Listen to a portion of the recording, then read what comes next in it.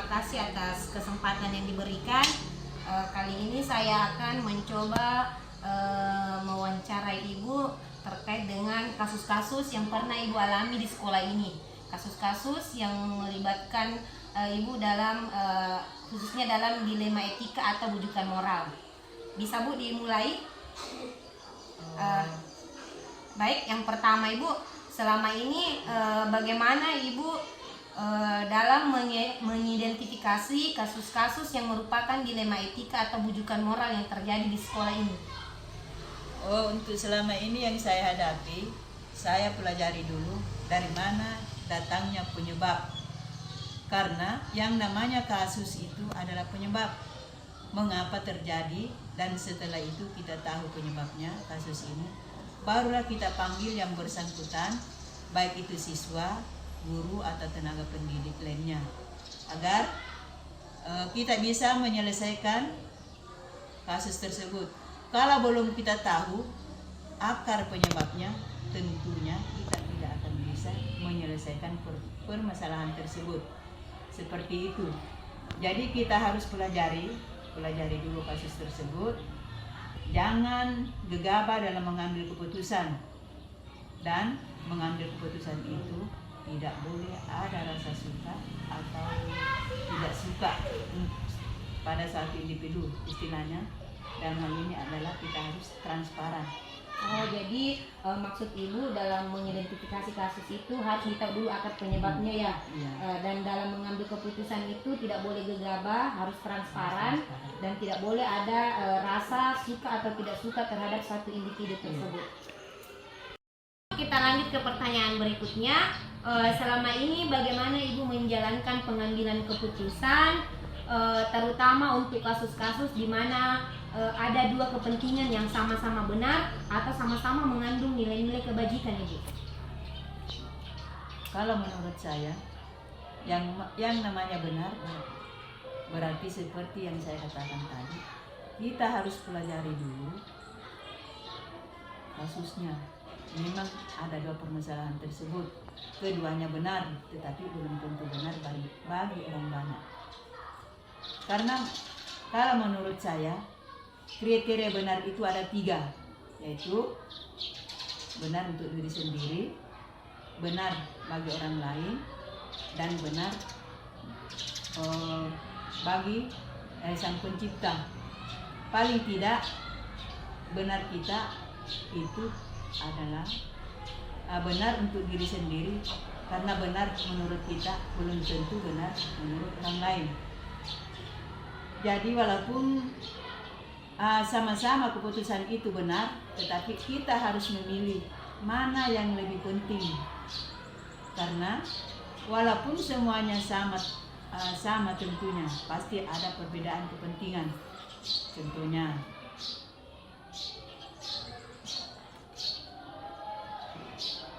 benar kita ingin pergi ke suatu tempat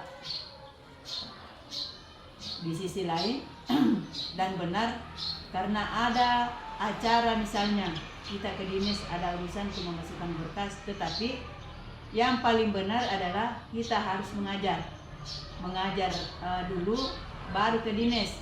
Intinya di sini adalah kita harus mengamalkan Pancasila, yaitu mendahulukan kepentingan umum di atas kepentingan pribadi. Saya kira hanya itu. Jadi menurut Ibu itu ada 3 kriteria benar yang diamalkan ya selama Ibu memimpin, yaitu benar untuk diri sendiri, benar untuk orang lain, dan benar bagi Sang Pencipta. Dan kita harus mengamalkan nilai-nilai Pancasila, yaitu mendahulukan kepentingan umum di atas kepentingan pribadi ya Bu. Kita lanjut ke pertanyaan berikutnya. Langkah-langkah atau prosedur seperti apa yang biasa Ibu lakukan selama ini dalam menyelesaikan kasus dilema etika atau bujukan moral yang terjadi di sekolah Ibu? Kasus-kasus yang biasa terjadi itu, lebih dahulu kita harus pelajari dulu kasusnya. Misalnya kasus yang terjadi di sekolah dalam pembelajaran, ada murid yang kurang membaca, yang kurang bisa membaca, ada yang kurang berhitung, Jadi kita pelajari dulu yang kurang itu gurunya atau memang dari siswanya, dan apa penyebabnya, bagaimana caranya, cara belajarnya, atau karena sering ditinggal oleh gurunya. Misalnya sering ditinggal gurunya, maka yang saya tegur di sini adalah gurunya. Jadi langkah-langkah yang Ibu ambil itu awalnya ya harus ditelaah dulu akar permasalahannya, seperti itu ya Bu? Ya, seperti itu.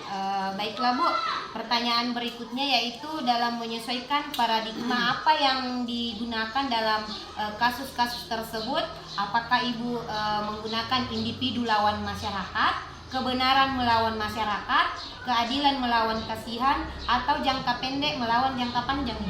Oh, tentunya kita dalam menelaah kasus itu yang harus kita sesuaikan dulu keadaan, sesuaikan dengan keadaan. Misalnya di sekolah itu kita hadapi beberapa macam masalah dari masyarakat, dari siswa. Misalnya ada anak yang misalnya dari siswa ada anak yang bandel, kita cari penyebabnya dulu. Apakah karena dari murid, dari gurunya yang tidak aktif di kelas, atau karena memang siswa itu yang nakal dari lingkungan rumahnya. Jadi ini termasuk jangka pendeknya, jangka panjangnya yang kita adakan pertemuan dengan masyarakat agar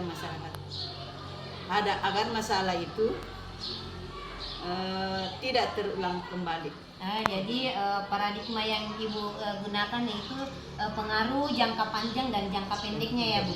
Oh iya, terima kasih Bu. Baiklah Bu, pertanyaan berikutnya, apakah Ibu memiliki sebuah jadwal tertentu dalam sebuah menyelesaikan kasus dilema etika, atau langsung menyelesaikannya di tempat, atau memiliki sebuah jadwal menyelesaikannya, dan bentuk prosedurnya seperti apa Ibu? Kalau pengambilan keputusan ya kita harus memperhatikan aturan, tetap kita laksanakan dengan rasa keadilan, agar kita harus rasa keadilan harus juga diperhatikan.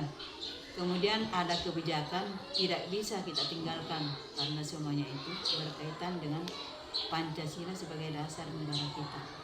Intinya dalam menjalankan sebuah aturan, kita sebagai kepala sekolah di sini tidak boleh terlalu kaku.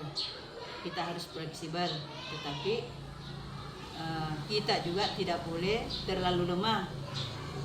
Sesuaikan dengan keadaan yang kita hadapi. Seperti itu ya Bu. Jadi pengambilan keputusan itu harus memperhatikan aturan, rasa keadilan, harus fleksibel, dan sebagai kepala sekolah tidak boleh terlalu kaku dan tidak boleh lemah. Seperti itu ya Bu. Baiklah. Pertanyaan berikutnya Bu, hal-hal apa saja yang selama ini Ibu anggap efektif dalam mengambil keputusan terkait dengan kasus dilema etika yang Ibu hadapi di sekolah? Yang paling efektif, yang paling efektif setelah kita menemukan suatu kasus, yaitu kita telah dulu. Misalnya bisa saya selesaikan, kalau memang kasus itu bisa saya selesaikan sendiri, maka saya selesaikan sendiri. Kalau memang kasus itu tidak bisa selesai, harus melibatkan semua guru dalam menyelesaikan suatu kasus atau masalah, maka saya libatkan semua guru. Kemudian kita musyawarahkan dengan cara menyelesaikan kasus tersebut. Intinya semua guru dan tenaga pendidik dalam hal ini kita harus berkolaborasi dalam pengambilan suatu keputusan. Jadi kalau memang bisa diselesaikan saat itu harus diselesaikan saat itu ya Bu. Kalau bisa diselesaikan sendiri tidak melibatkan guru, tetapi alangkah baiknya kita dalam satu sekolah itu berkolaborasi dalam menyelesaikan suatu permasalahan. Baik Bu, hal-hal apa saja yang selama ini menjadi tantangan Ibu dalam mengambil keputusan pada kasus dilema etika yang Ibu hadapi di sekolah? Banyak yang kurang tahu atau kurang paham tentang masalah aturan-aturan ini. Tadi ada yang belum paham masalah aturan, baik guru maupun siswa. Mungkin aturan yang diterapkan kurang pas, Jadi intinya ada refleksi karena tidak sekali ada musyawarah, intinya harus kolaborasi. Seperti itu ya Bu. Jadi tantangan yang Ibu hadapi itu yang menimbulkan masalah itu banyak kurang paham atau masalah-masalah yang dihadapinya ya. Berikutnya Bu, prinsip-prinsip seperti apa yang Ibu lakukan dalam mengambil keputusan atau langkah seperti apa yang Ibu ambil? Kalau untuk menyelesaikan kasus, kita harus lihat permasalahannya dulu. Kalau memang permasalahan itu bisa diselesaikan saat itu, ya kita harus cepat-cepat menyelesaikannya agar tidak menjadi masalah besar. Tidak bisa diselesaikan saat itu juga, kita harus ambil waktu untuk menyelesaikannya. Misalnya berkumpul bersama warga sekolah, dalam hal ini guru, untuk menyelesaikan kasus tersebut. Karena seperti yang saya katakan tadi, apa yang menurut kita benar belum tentu benar untuk orang lain. Jadi itulah pentingnya kita melakukan kolaborasi. Jadi prinsip yang Ibu ambil di sekolah adalah kolaborasi ya, karena belum tentu apa yang kita katakan benar itu benar untuk orang lain. Baik Bu. Adakah seseorang atau faktor-faktor apa saja yang selama ini mempermudah Ibu dalam pengambilan keputusan dalam kasus-kasus dilema etika yang Ibu hadapi? Dalam menyelesaikan kasus-kasus dilema etika, itu tentu bukan cuma saya saja yang menyelesaikannya. Pasti ada orang yang terlibat. Ya, apakah itu warga sekolah, guru, atau tenaga pendidik, atau komite sekolah, atau warga masyarakat yang ada di lingkungan. Jadi Ibu melibatkan semua stakeholder yang ada di sekolah ya Bu, melibatkan juga komite sekolah atau masyarakat jika dibutuhkan. Baik Bu, pertanyaan yang terakhir, dari semua hal yang Ibu telah sampaikan tadi, pembelajaran apa yang dapat Ibu petik dari pengalaman Ibu selama ini dalam mengambil keputusan dilema etika yang Ibu hadapi?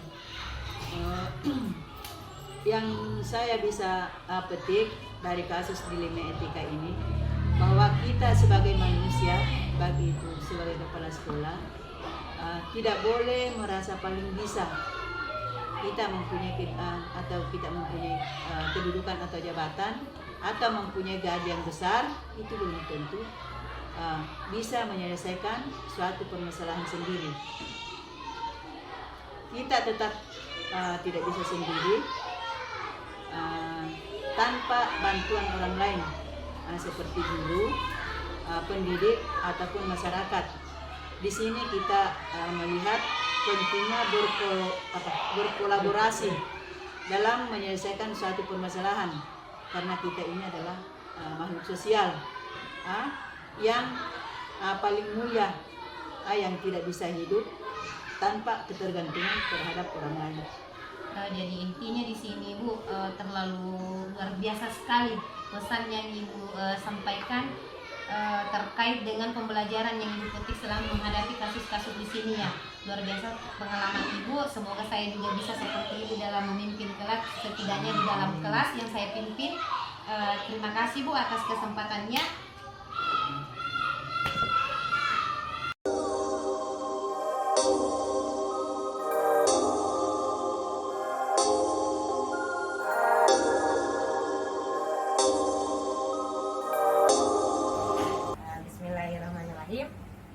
Terima kasih Pak atas kesempatan yang diberikan, waktunya juga diberikan. Dalam hal ini saya ingin mencari informasi tentang kepemimpinan yang di sekolah yang Bapak pimpin. Baiklah, saya akan memulai pertanyaan yang pertama Pak. Selama ini bagaimana Bapak dapat mengidentifikasi kasus-kasus yang merupakan dilema etika atau rujukan moral di sekolah Bapak? Oke, terima kasih atas pertanyaan. Jadi saya komentari, jadi berbicara tentang manajemen, salah satu manajemen yang kita kembangkan adalah berpihak kepada keadilan. Jadi orang-orang menganggap bahwa pemimpin itu bisa hadir ketika keberuntungan berada pada kita. Mereka dan ketika kepala sekolah mengambil keputusan, yang kira-kira dianggap berpihak kepada keberuntungan, mereka diketahui mereka bahwa kepala sekolah tidak adil. Nah, bagaimana mengatasi hal tersebut? Jadi kita kembali kepada hal-hal yang terkaitan dengan salah satu etika secara keseluruhan. Berbicara ke etika itu, ya bagaimana kita berkembang, moral ada. Dua persepsi yang kita kembangkan di dalam memuji semua ini. Yang pertama, hal yang kita harapkan adalah peran di situ antara yang kalah dan yang menang dalam merespon atau mensimulasi. Jadi suatu masalah ketika berada di tim kekalahan, sering kita memperoleh respon negatif. Begitu sebaiknya berada di hal yang kemenangan, seringkali kita merespon secara positif terhadap masalah tersebut. Jadi ketika persoalan dianggap sama-sama keduanya benar, padahal jika diketahui bisa saja memang keduanya benar, tetapi ada yang lebih prioritas, maka kita harus kembalikan ke lebih yang mengkoordinir seluruh kepentingan murid, guru, stakeholder, sekolah maupun orang tua siswa. Maka itu kita prioritaskan, intinya perlu kajian-kajian apa yang kebenaran itu untuk dirinya sendiri atau kebenaran untuk kepentingan orang banyak. Sekira itu jawaban dari saya. Oh, jadi di sini saya menangkap ya Pak. Jadi di dalam mengidentifikasi kasus-kasus itu ada keberpihakan kepada keadilan, terus di skala prioritaskan mana yang benar, mana yang walaupun keduanya benar, pasti ada yang prioritas yang paling benarnya lagi. Betul, saya kira seperti itu ya Pak. Ya, betul. Nah, baiklah Pak. Berikutnya, selama ini bagaimana Bapak menjalankan pengambilan keputusan di sekolah, terutama pada kasus-kasus di mana ada dua kepentingan yang sama-sama benar atau sama-sama mengandung nilai kebajikan? Ya, begini ya. Jadi bahwa berbicara masalah keadilan, jadi mana yang benar dan mana yang salah ataupun kedua-duanya benar, maka kembali lagi mana yang diprioritaskan untuk kepentingan orang banyak dan mana yang hanya untuk kepentingan individu. Walaupun keduanya benar, tapi tidak luput dari tujuan yang disampaikan suatu permasalahan tersebut. Misalnya masalah yang mereka hadapi sehari-hari di sekolah, ketika persoalan dihadapi terhadap kita, dan saya akan mengambil keputusan dan tindakan dengan jalan seperti ini. Ketika kita analisis bahwa apa yang mereka lakukan ada jalan kebenaran, seluruh perbuatan tersebut akan kita kembalikan ke hal kita, pertanyaan dalam hati. Apa ketika kita mengambil keputusan, keputusan tersebut berpihak pada hati nurani atau berpihak pada pengaruh di luar, itu bertentangan dengan hati nurani atau intuisi, atau sejalan. Jadi sebagai kepala sekolah, norma-norma yang kita putuskan juga tidak lepas dari nurani kita. Itulah yang kita tadi sampaikan. Terima kasih Pak. Jadi selama ini Bapak memimpin itu tidak lepas dari norma-norma yang diputuskan sesuai dengan hati nurani, dengan intuisi dan apa yang dikatakan hati, dan harus sejalan dengan norma-norma juga kebenaran. Betul. Sekali itu. Memasuki pertanyaan yang berikutnya. Hal apa saja yang selama ini Bapak anggap efektif dalam pengambilan keputusan pada kasus-kasus dilema etika yang Bapak alami di sekolah? Oke, terima kasih atas pertanyaannya. Jadi yang pertama, kita lihat dulu apa yang menjadi persoalan, tidak serta merta kita mendapatkan respon atau stimulus. Itu langsung kita respon. Ada ruang atau waktu yang kita bisa gunakan untuk berpikir. Ruang atau waktu itu kita bisa manfaatkan untuk menelan apa yang menjadi kepentingan dari masalah ini. Jadi kita lihat ya dengan skala menyeluruh, karena sebagai pemimpin bukan keputusan saat kita harus mengambil, tapi kita berdasarkan pengaruh jangka panjang. Ketika saya mengambil keputusan ini tidak ada dampaknya, karena berbicara kebijakan ya, jadi yang dikeluarkan oleh kepala sekolah sangat berdampak kepada jalan satu organisasi. Seperti yang ada di sekolah, contoh, ini jika seorang pemimpin salah mengambil keputusan atau kebijakan, maka akan berdampak yang kurang sehat dalam sekolah ini. Ya, sekira itu. Oh, jadi intinya Pak ya, kepala sekolah itu sangat berperan penting dalam Ya, sekolah, dalam mengambil keputusan, Ya. apakah pengaruhnya jangka panjang bagaimana ke murid, Ya. dan bagaimana juga ke sekolah. Sekolah, betul. Ya. Baiklah Pak, kita akan melangkah ke pertanyaan berikutnya. Dalam menangani kasus dilema etika di sekolah Bapak, hal-hal apa saja yang selama ini menjadi tantangan yang Bapak alami? Ya, terima kasih. Jadi sebenarnya yang menjadi tantangan adalah kembali lagi kepada persoalan atau individu yang akan kita selesaikan. Permasalahannya karena tidak semua paham yang menjadi persoalan itu.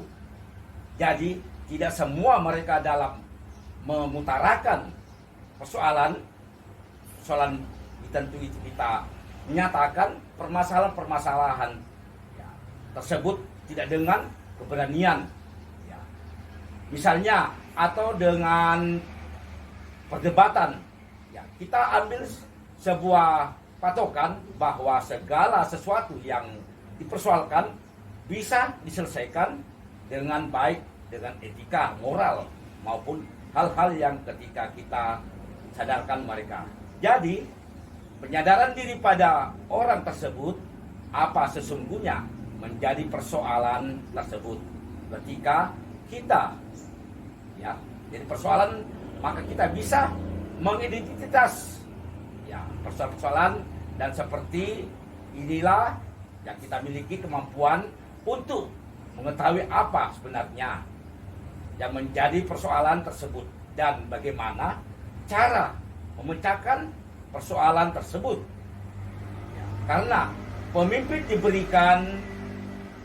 diberikan itu sih ya, jadi itu hal yang nurani, hati yang nurani bisa menyelesaikan sesuatu permasalahan dengan baik, sesuatu dengan prioritas, kepentingan dan kebenaran. Yang menjadi persoalan adalah bagaimana kita menyikapi persoalan itu. Gitu. Oh, jadi sebenarnya tantangannya itu biasanya sebenarnya tidak kembali dari kita sendiri ya Pak. Ya, Kita betul. tidak tahu apa permasalahannya, Ya. tidak bisa menelaahnya. Terus dikembalikan lagi cara menyelesaikannya itu intinya kembali lagi intuisi, Ya, hati intuisi. nurani seorang pemimpin. Dan apalagi bagaimana kita menyikapi persoalan tersebut. Ya Betul. seperti itu ya Pak Ya, maksudnya. betul, betul.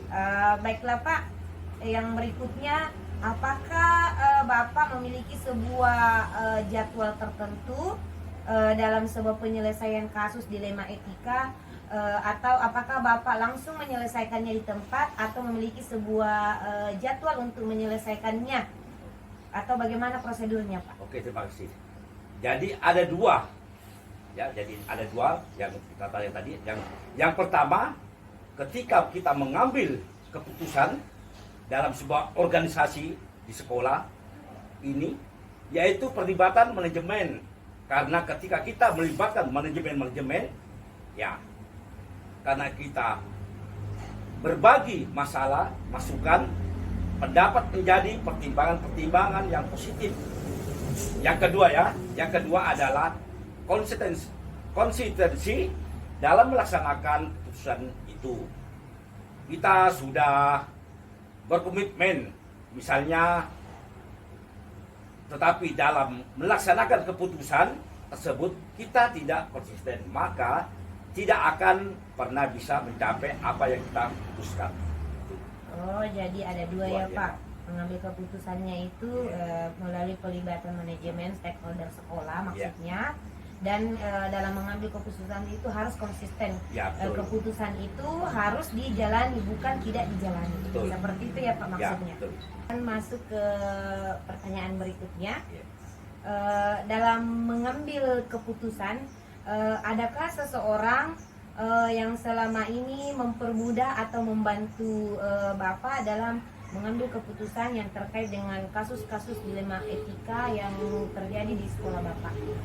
Terima kasih. Jadi begini Dik, jadi ketika keputusan itu diambil berdasarkan dari kepentingan sekolah, berarti kita mengikuti manajemen sekolah yang membantu kita di dalam melaksanakan atau menyelesaikan masalah tersebut. Misalnya dibantu oleh guru dalam membentuk musyawarah. Tetapi ketika masalah di antara kepala sekolah dan pribadi guru tersebut, maka kita tidak boleh kita publikasikan. Yang boleh tahu hanya kepala sekolah dan guru yang bersangkutan. Jadi kesimpulannya ya Pak, kalau misalnya masalah itu bisa ditahu oleh seluruh guru dan Bapak tidak bisa menyelesaikannya sendiri, maka boleh melibatkan guru ataupun tenaga pendidik yang ada di sekolah untuk menyelesaikannya. Tetapi jika Bapak punya masalah atau masalah pribadi dengan guru, berarti itu tidak boleh dipublikasikan. Hanya boleh diselesaikan Bapak dengan guru yang bersangkutannya. Nah, seperti itu ya Pak ya. Baiklah Pak. Berikutnya dari semua hal yang Bapak telah sampaikan tadi, mulai dari cara mengidentifikasi kasus, cara pengambilan keputusan, hal-hal yang dianggap efektif, hal-hal yang menjadi tantangan, pembelajaran apa yang Bapak petik dari pengalaman Bapak selama ini dalam mengambil keputusan yang berkaitan dengan dilema etika Pak di sekolah Bapak? Jadi kalau kita memimpin dengan hati, insya Allah dengan hati yang tulus, insya Allah pemimpin yang dibarengi dengan sisi manajerial akan bisa berjalan dengan lancar. Jadi seorang pemimpin harus bisa menelaah mengapa masalah tersebut bisa terjadi dan bisa menyelesaikan dengan secara baik. Wah, jadi kalau menurut Bapak itu sangat luar biasa ya, karena seorang pemimpin itu harus dibarengi dengan hati, dan insya Allah akan terlaksana dengan baik. Dan seorang pemimpin, seorang kepala sekolah itu sistem manajerialnya juga harus bagus, dan seorang pemimpin itu harus bisa menelaah kasus apa yang terjadi di sekolah yang dipimpin. Wah, luar biasa sekali ya Pak pengalaman yang Bapak sudah bagi ke saya. Terima kasih. Ini semua menjadi pembelajaran untuk saya Pak. Semoga saya bisa menjadi guru yang lebih baik lagi setelah mendengarkan pengalaman dari Bapak. Terima kasih atas waktunya dan ketersediaannya untuk berbagi pengalaman dengan saya. Terima kasih Pak.